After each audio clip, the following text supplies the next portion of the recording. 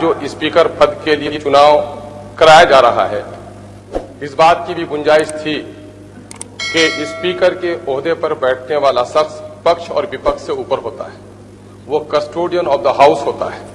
हर चंद के इलेक्शन की गुंजाइश है, लेकिन अध्यक्ष महोदय,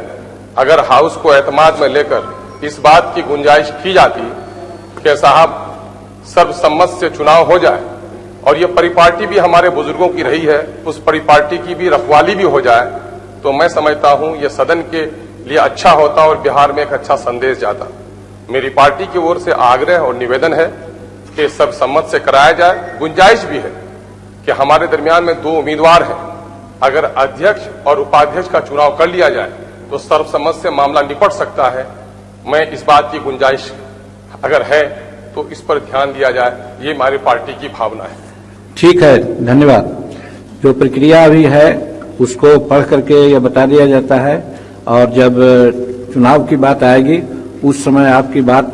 को हम सभा सदन के सामने रखना चाहेंगे। अगर सभा सदन इस पर तैयार होंगे तो निश्चित रूप में ये भी अच्छी बात है कि अध्यक्ष पद पर सर्वसम्मति से चुनाव हो, वो ज्यादा अच्छा है, खास करके इस संवैधानिक प्रक्रिया के अंतर्गत। तो सभा सचिव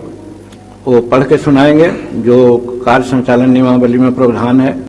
जी हाँ दोस्तों, बिहार के प्रदेश अध्यक्ष जनाब अख्तर ईमान साहब ने मांग की है स्पीकर से कि अध्यक्ष पद का चुनाव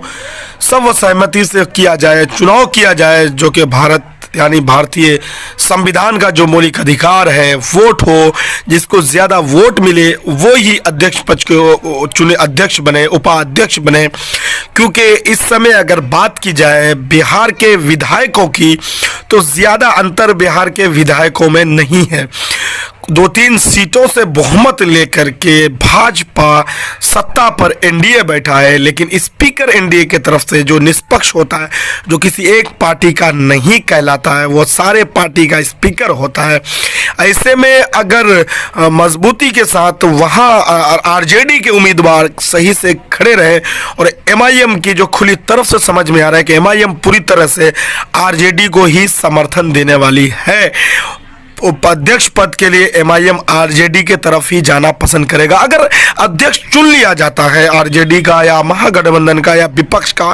तो सदन में, हाउस में एक दबाव बनेगा